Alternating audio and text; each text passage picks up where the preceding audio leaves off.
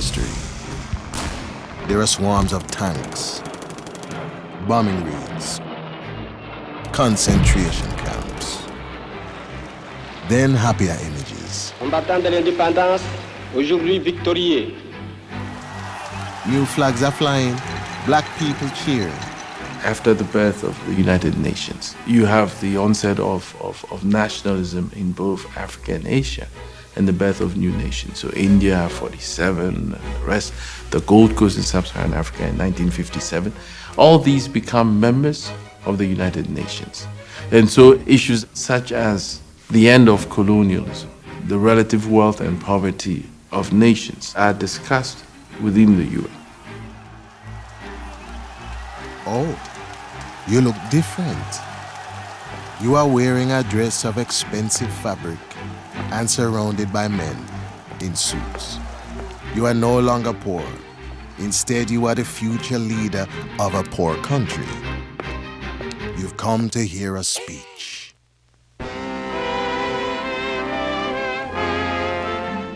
More than half the people of the world are living in conditions approaching misery. Their poverty is a handicap and a threat both to them and to more prosperous areas. For the first time in history, humanity possesses the knowledge and skill to relieve the suffering of these people. A new chapter in the history of poverty is beginning. The world is now divided into rich countries and poor countries. The rich countries at long last admit they have to help the poor ones.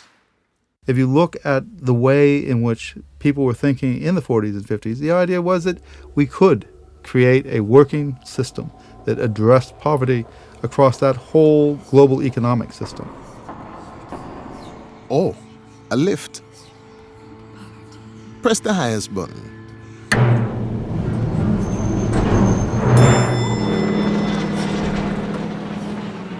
The roof is like an airport. Planes are flying overhead and helicopters are taking off with full cargoes of aid. There are loads of new seeds and medicines. In the 50s and 60s, coordinated international efforts to develop a better variety of cereals, which could grow in particular in Asia, really increased the productivity of the land. And so the Green Revolution really took hundreds of millions of people out from the brink of starvation, turned India from a country which didn't have enough food to a country that actually exports food. The helicopters blow a strong wind that drives you backwards towards the elevator.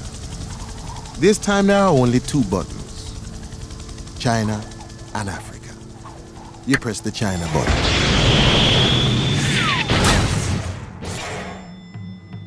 You join a queue on a giant communal farm. In time for Chairman Mao's great leap forward. Mao was very concerned not with the poverty of individuals and their families, but the poverty of the nation as a whole, and wanted to raise China's economic status. Poverty gives rise to desire for change, desire for action, desire for revolution. The idea was that we don't need foreign aid, we don't need lots of capital investment, because China has lots of people. And so if all the people in China could be put to work on these large-scale projects, surely China could be just as productive as the advanced industrialized countries. Look down at your hands. You are holding pots and pans and metal farming implements. Everyone else's hands are holding the same thing. Ahead is a big fire. In order to make China productive in steel, he said everybody should have their own steel furnaces in everyone's so-called backyard, or every commune's backyard. And so each commune was under strict orders to produce a certain amount of steel. And people didn't have the means to do this. They were told they could melt down their pots and pans. It was terrible, unusable, most of it. Nothing left to cook with. But that's okay because there's nothing to eat anyway. Mao's Great Famine, or the Great Leap Forward famine, was the horrible outcome It was a cataclysmic event which had an enormous mortality toll. The accepted figure now is 30 million excess deaths over 3 years. If only you had pressed the button in the elevator marked Africa. And there it is again. Run for it. Press the other button. You are shown to a seat at a big table. A black man, surrounded by white businessmen. They all address you as Mr. President. Ghana was the first independent African country, and it had a great leader, Kwame Nkrumah, from 1957. Ghana, your beloved country, is free forever. The aid piled in at that stage, a lot of credit from private companies as well as aid from the West. It is clear that we've received, as a continent, enormous amounts of aid. The outcome or the results are questionable. They want to help you build factories in your young country, which they say will make your people rich. One man says, first, you have to build the biggest dam in the world. Then another says, we will help you by lending you millions of dollars. All you have to do is promise to pay it back at a huge rate of interest.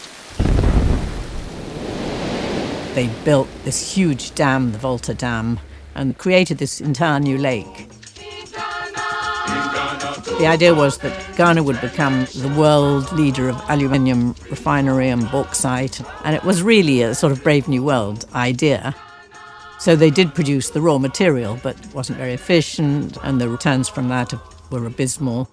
The belief was very much if we could just give the countries more resources, undertake the right projects, build the biggest dams, then trickle-down economics would work.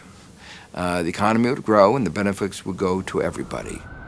Africa and much of the developing world accumulated debts, money that should have been grants in the first place were loans instead. When these countries couldn't repay these loans, they were really put through a squeeze by the IMF and the World Bank. Development ideas went out the window. Big projects usually fail. The debt prevented Ghana growing for the next 20 years. Poor Nkrumah was thrown out of power.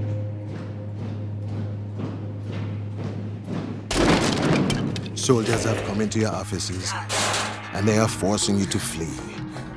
You are chased. As you run, you see terrible sights. There are children with Kalashnikovs, amputations, rapes, massacres, famines. Those famines aren't about the lack of food in the world. They aren't frequently, as in Somalia at the moment, not even about lack of aid. We know that the harvest is going to fail in Eastern Africa once every 12 or 15 years. If you have a working state and your harvest fails, you raise the cash and you buy in food and you ship it in and you make sure it's distributed. You don't allow people to starve. But is the formula of capitalism plus welfare state minus civil war equals poverty reduction? Well, I guess at its most simplest, that is the case. If you can get it, you don't always get it. You often get capitalism without a welfare state without successful economy, and either way, then you're stuck. There are ever greater contrasts. Slums spreading outwards and skyscrapers zooming upwards. Refugees fleeing across bridges and highways packed with new cars. Oceans full of container ships, camps full of starving families. You go down to take a closer look. You are appearing in a TV game show. It's called Who Wants to Be a Billionaire? Who wants to be a billionaire? The host chats to the first competitor. You're a lady from Bangladesh. She's a lady from Bangladesh who borrowed money from a microfinance bank at low rates of interest, which she used to invest in her street stall. And now she runs a supermarket. The most important way of getting out of poverty is to make sure that everybody can earn their way out of poverty one way or another. Lula, the ex-president of Brazil, he was born into poverty, and he had some ideas about how to help others out of it. Brazil had widening inequality.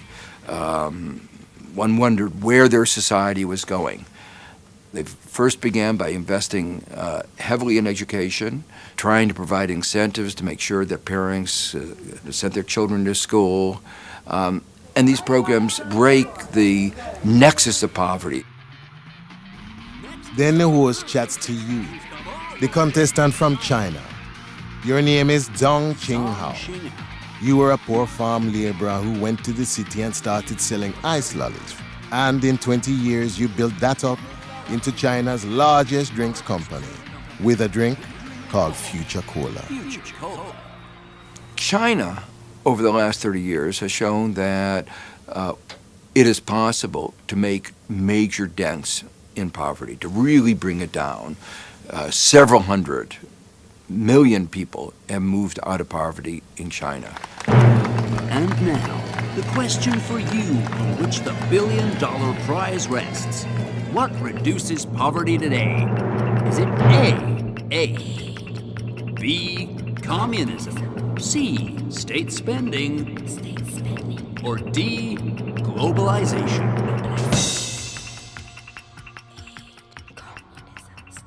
The kind of mobility that's possible, both geographic mobility and social mobility, is something welcomed even by the very, very poor people who go to the cities, who, are construction workers and don't get paid and get abused, and you hear all of these stories. Why are they there at all? They're there at all because it gives them an opportunity, at least, however cruel and uncomfortable, to better their circumstances.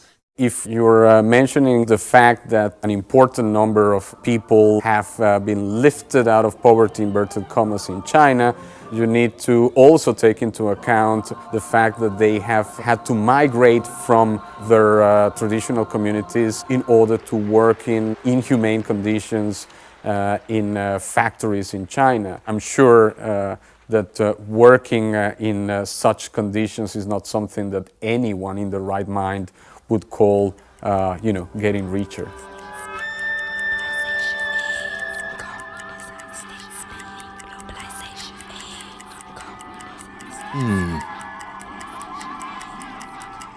It's still so difficult to decide. But you go for globalization. The host says that is the correct. But before he can finish his sentence, a riot erupts across the TV set. Bolivian farmers are protesting that their water supply has been sold off to a private corporation. Also ich will nicht sagen, dass die Globalisierung eine schlechte Sache ist. Die Frage ist nur, unter welchen Regeln. Was wir jetzt haben, ist Regeln, die von den Reichen für die Reichen ausgearbeitet worden sind. Kapital kann ohne weiteres überall hinfließen, überall kann es frei sich bewegen und hier investieren, dort investieren und so weiter. Aber Arbeitskraft kann das nicht. Also ein armer Inder, der seine Arbeitskraft zum Beispiel, der gelernt hat, wie man Haare schneidet und seine Friseurtätigkeit in Deutschland oder in Amerika ausüben möchte, der wird nicht reingelassen. There is a very long queue in front of an embassy. You want a visa? You fill out a form that goes on and on. Page after page. Ich würde sagen, dass wir heute eine ganz andere Art von Armut vor uns haben als in der Vergangenheit. Die Geschichte der Armut hat hier eine wirkliche Wandlung vollzogen, weil eigentlich alle Armut heute sehr leicht vermeidbar wäre. Die ärmere Hälfte der Menschheit hat heute unter 3% des globalen Haushaltseinkommens. Daran sieht man schon, dass die Armut vermeidbar ist, denn es ist ziemlich klar, dass man die Welt so reorganisieren könnte, dass die ärmere Hälfte, mal sagen, 5% hat. Das wäre schon eine ganz erhebliche Verbesserung der Situation, die wenigstens die absolute Armut beseitigen würde. You give the form to a man who tears it up in your face. And now you are on an endless ocean. in a tiny boat. You are escaping from your poor country to a rich country. But as you look down, you see that the ocean is full of banknotes, flowing from your homeland towards the place where you are going. Die gesamten Ausflüsse aus den armen Ländern werden auf ungefähr 1000 Milliarden US-Dollar geschätzt. Das entspricht ungefähr 8 bis 10 Mal der gesamten offiziellen Entwicklungshilfe, die in diese Länder hineinfließt. Und ich glaube, dass eine Reform dieses Systems mehr zur Armutsvermeidung beitragen würde als die gesamte Entwicklungshilfe. Die Dinge müssen verändert werden, so wie sie in Washington, in Genf, in den Metropolen der Welt ausgehandelt werden. Und diejenigen, die am meisten Grund haben, auf Veränderungen hinzuwirken, kommen an diese Städte und diese Hebel der Macht gar nicht heran. And now you find you have that job in a rich country, in a rich company, an auction house. But you're just an unpaid intern. Your job is to carry out the paintings at the auction.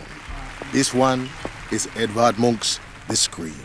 We don't know which way it's going to go. Will the world become more divided? Will climate change, rising world populations, rising tensions, rising inequalities actually create a growing underclass in the rich countries that begins to mirror the underclass in the poor countries? The bidding is running into tens of millions.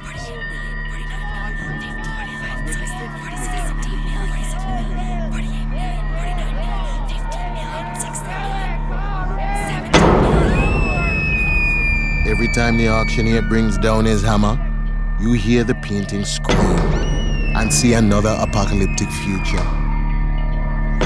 World recession, global warming, a virus with no cure. And then you wake up. It was only a dream. It's time to get up and go out. You walk out the front door. You are walking down a street in a modern city amidst a crowd. They are marching. There was an idea called trickle-down economics. If you could just get the economy to grow, everybody would benefit. Sometimes a rising tide lifts all boats.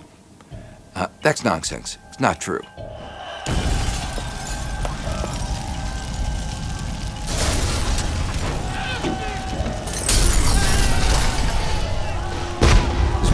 Remarkable increase in inequality. So it's not even stagnation we're talking about. We're talking about very marked declines of people at the bottom. You start off with a problem, and the minute you get the solution right, the middle classes and the rich pile in and take all the resources. The rich get richer while the poor get poorer.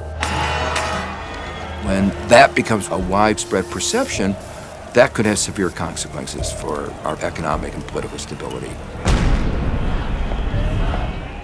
You turn a corner, you see a house. It's my house. Your house. These are all the things you own. All the things I own. And this is your mirror. My mirror. And it's like a moment from a dream, except it's real. And now you are poor.